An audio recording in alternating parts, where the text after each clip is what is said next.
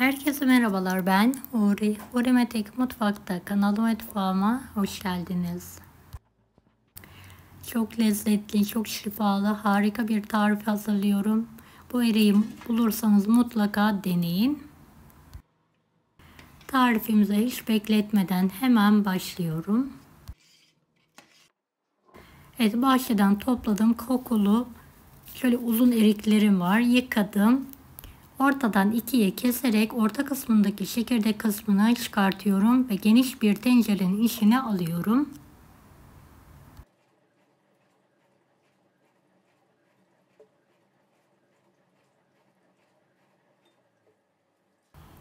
Eriklerim bitene kadar bu işlemi yapmaya devam ediyorum.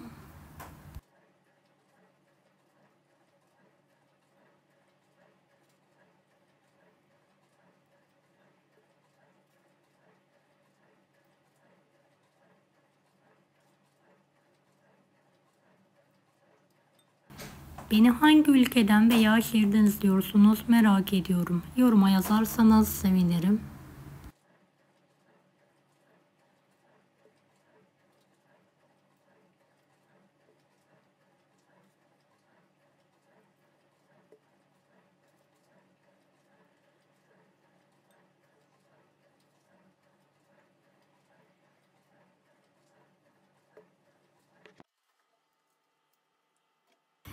Evet, eriklerimin hepsini ayıkladım. Birkaç tane kaldı.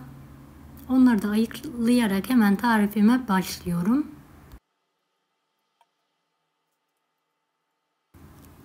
Toplamda 100 su bardağı toz şekeri kullandım.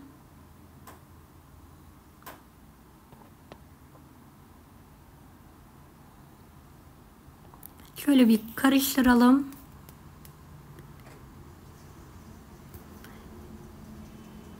Kapağını kapatarak ocağın üzerine alalım.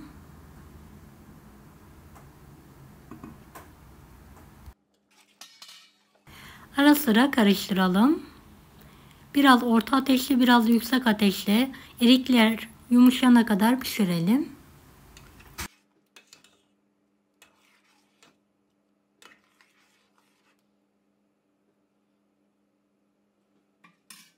Evet, eriklerim yeteri kadar yumuşadıktan sonra bir blender yardımıyla pürüzsüz olana kadar çekiyorum.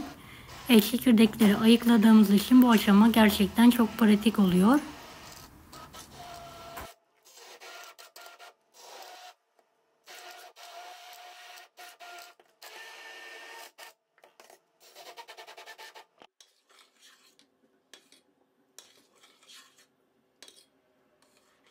Evet, kıvamı bu şekilde. Biraz daha kaynatarak kıvamını koyulaştırıyorum.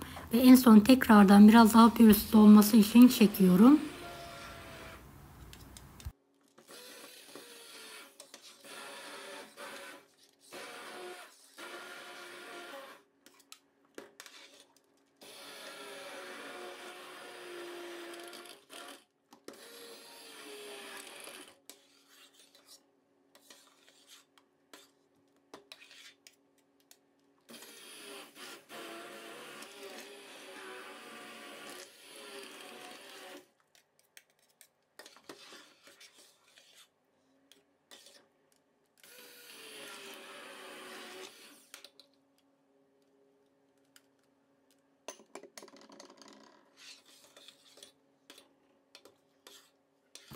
Üzerinde oluşan köpüğü de toplayarak atalım.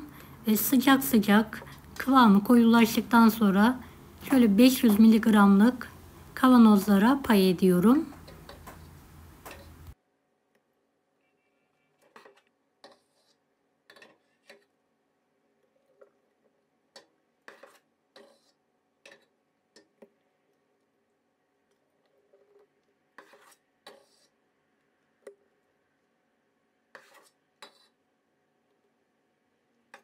Kavanozların kenarlarını sildikten sonra 2 geri 1 ileri tekniğiyle kapakları kapatıyorum ve ters çeviriyorum.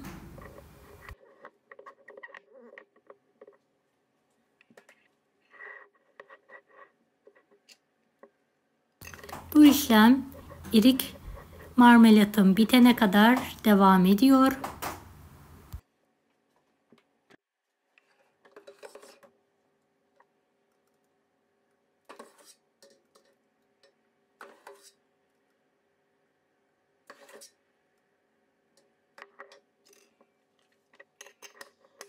Kavanozlama işlemine devam ediyorum.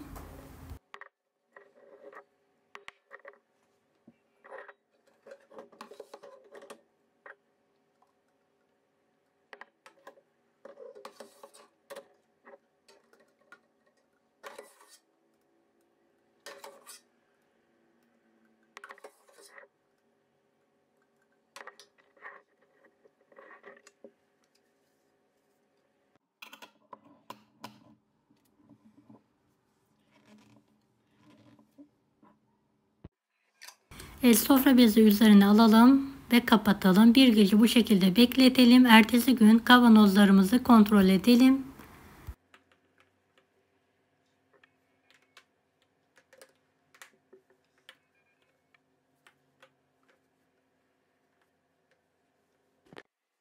Evet, hepsini kontrol ettim. Kapakların hepsi tutmuş. İster ilk marmelatı isterseniz sulandırarak meyve suyu olarak kullanabilirsiniz. Şöyle kıvamını yakından sizlere göstermek istiyorum. Gerçekten muhteşem oldu. Mutlaka deneyin. Marmelat kıvamında gördüğünüz gibi isterseniz sulandırarak meyve suyu da yapabilirsiniz.